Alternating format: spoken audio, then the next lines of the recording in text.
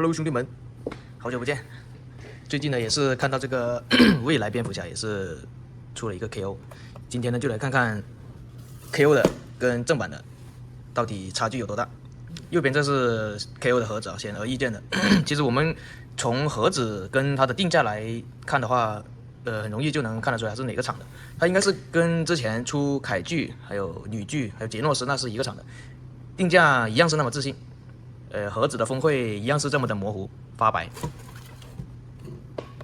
看一看盒子背面，就是勉强能看得出来这是一个未来蝙蝠侠吧。来，盒子看到这里，我们话不多说，直接拿出我们的主体。其实因为这款正版的数字啊也是惨不忍睹，垃圾的一笔，所以我对这一款呢我的心理预期是很低的，我不觉得它能做得有多好。但即便在我如此低的期望之下，它的数字依旧是不能让我有任何的心动。数字可以说是极其的垃圾。仅以我手上这一只为准为例哦，其他的可能有数字好，可能有做的比较好的一两只吧，但是以我手上拿到的这一个来说的话，就是垃圾，纯纯的工业垃圾。我们先抛开它的涂装，我们先不说它的涂装，我们就来看一看它的一些松紧度。然后手臂也是一样的，动一下就会脱出，转一下就会脱出。然后呢，就是蝴蝶肩膀的高低肩特别严重。虽然说正版它也有这个问题吧，但是也没有说夸张到这种地步啊。这高低肩真的是太明显了。然后就是我这一只开合，右臂的这个斜切手臂的斜切关节是已经断掉的，这里面是已经断掉的，我已经不敢再掰它了，它已经是断掉的了，白痕了，就是它还剩一点点粘连在那里而已，其他都是断掉的了。然后其他的一些关节松紧度还 OK， 还算蛮不错，这些脚踝啦、膝盖啦，还算过得去吧。但是你说要好，那肯定不行的，就是只能说过得去。然后大腿的斜切也是有，大腿的松紧度也是挺不错的，可能这个就是单纯的我个人中奖了吧。OK， 我们再来看它的涂装，其实涂装一眼就能看得出来，正版的它是一种比较油亮的一种质感，它整体是上了一层光油的。然后正版的红色呢也是会显得比较鲜艳。不是你盒子做成这样就算了，为什么你本体玩具的红色你也要给正版按一个度啊？这是什么企业文化吗？然后关于缩模的话，想都不用想，肯定是有缩模的，想都不用想，看都不用看。那至于是缩多少呢？那这就得站着好好对比一下。单纯看高度来说的话，好像是没有缩模。但是你单看某个零件的细节，或者某个零件的大小，就能很明显的感觉出来了，是绝对是有缩模的。包括这个头的大小也是 ，KO 的头明显是小了一圈。然后它身上的各种涂装呢，也是惨不忍睹。虽然说海洋堂这款未来蝙蝠侠，它本身的涂装也是不咋地，但最起码它也是给我涂到位了，而不像这个 KO。到处都有啊，出界啦，或者一些你看这些漆面麻麻赖赖的，然后麻麻赖赖，整一个都是麻麻赖赖。我说白了，就是这些零件整一个都是凹凸不平的那种摩擦的手感，反正很垃圾，真的很垃圾。但是你拿远了看，它还挺唬人的，你还真别说。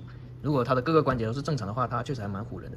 而且它这个缩的膜，我感觉你换上就算你换上 AC 的那个关节，它也会显得特别突兀。然后我觉得最夸张的呢，就是这个腰带了。这腰带，这涂的是啥？再看正版的，虽然说也好不到哪去吧，但也不至于这样吧。它总体来说呢，它前提是它的关节是正常的话，等降价我觉得可以买一个，但是它现在100多的定价。还是买2顿 KFC 吃吧。然后其次就是更别说它现在的各种关节问题了。像我这个一开合大腿就是这样子的，虽然说也好解决吧，哎，但是我实在是懒得搞它了，我实在是没有精力去搞这些 KO 了，修起来太费劲了，真的，太多毛病了。然后再来看一下它的一些配件，首先就肯定是我最爱的翅膀。这个翅膀，其实你还要还原出海洋堂那种质感的话，其实还是有点难度的，因为它不是简单的上一层红色和一层光油就这么简单结束了。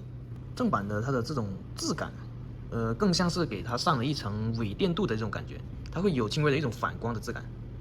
它这个红色的部分，然而呢，这个 KO 它好像是上了一层消光，就是整体的质感没有那么接近正版吧。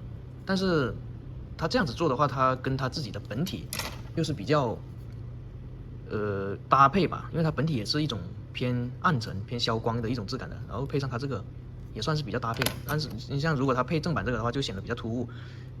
消光质感的一个本体配上一个反光的翅膀，我是觉得有点怪。然后呢，它的 KO 呢是插不上正版的翅膀的，因为它缩模了嘛，它的孔洞肯定是变小了，这个想都不用想。我操，它连自己的翅膀都插不进去，这啥呀？最近这 KO 真的是，哎呀，出了 KO 真的是一个比一个烂，我已经无力吐槽了。难道就没有人想跟 AC PK 一下吗？为什么老是出一些这些质量低下的一些 KO 啊？我就搞不懂了。你出这些出的再勤快，我估计也没有什么人买呀。质量不过关，卖的再便宜也没人要，而且它还卖的不便宜。乍一看还挺唬人的，是吧？如果实在是比较喜欢这个造型的话，确实是可以整一个，但前提是你的关节不能中奖，或者说你得自己会修。我是懒得修了，因为这个修的太多了。其次是这个地方断了，修不了，要打桩，我懒得弄了，而且它是软的，你打桩也几乎是没有什么用的了。这个修不了，这个好说，因为它只是脱落了而已，给它拿胶水粘回去就行了。因为它这个关节它是可以动的，它这个桩是可以动的，它只是这里脱落了。然后呢，还有一个问题就是它的手特别松，特别松，不需要用力就可以插回去，不需要用力就可以拔出来，特别的松。然后最让我接受不了的就是它的蝴蝶关节，应该是我自己中奖了，因为我看别人他是没有这样的，左肩膀是凸出来一大块，你看，然后右肩的话就稍微正常一点。我看很多人他们的左肩也是正常的，跟右肩差不多，那我这个就是纯纯我自己中大奖了。哎呀，我真的是中奖体质啊！我上杰诺斯也是中大奖，这个也是中大奖，哎呀，我真是服了，就不能给我发一个正常的过来吗？是真无敌了。然后它的一些其他配件吧，也没什么好看的了，就像这个火焰喷射的特效，就是两坨屎嘛，两坨狗屎，就是跟正版没得比，根本没得比，没有一丝的可比性。然后它的关节颜色还用错了，本身应该是黄色的。然后就是这颗怒吼头，这牙齿也是有点异漆哦，异的这个黑色的漆。头上的涂装也是麻麻赖赖的，各种涂书界或者漏涂、少涂都有，啥都有，反正它能给你的瑕疵基本上都给你了，一个都不带落你的。然后这个蝙蝠飞镖，哇塞，这飞边，这质感。这还有头胶，我靠！我多久没有看过头胶了？我之前玩高达的时候才有看过头胶，这也太夸张了吧！这真的是头胶，不是我黑。然后它好像还少给一个替换关节，正版它是给了2个替换关节，一个是黄色的，一个是黑色的，都是4mm 的。但这个 KO 它只给了一个4mm 的，正版是给了这2个4mm 的 ，KO 只有一个。就是底下这个，然后它的手型什么的我就不拆了吧，没什么好看的，看着就是劣质的感觉，我都不用拆，开，我就知道里面是长啥样的了。哎，虽然说正版做的不咋地吧，但是也不是这样的 KO 能碰瓷的呀。然后，这就不得不说到这个 KO 唯一一个能吊打正版的地方了，就是它的漆面不发黏。这 KO 的漆面它是正常的一个漆面，但是大家都知道了，玩过的都知道，海洋堂的未来蝙蝠侠是黏黏的、黏糊糊的。它这种黏糊糊的漆，你放个2年3年的，它绝对会融的，就像雪边那样子，它绝对会融的，只是说融多融少来说而已。像北方的朋友的话，可能就没有那么惨。像我们南方地区空气比较潮湿，它是会融的概率是非常的高的，几乎是100%了。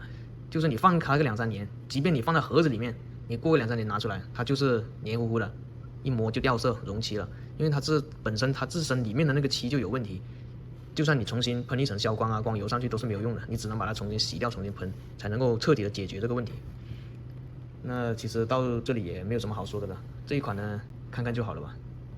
这个屎我来吃，大家图个乐子就好了。这以后这种没名字的厂，打灭，大家看看测评就好了。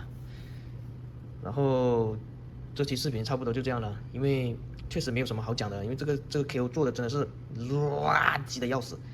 好了，这期就这样，拜拜，我们下期见，感谢大家观看。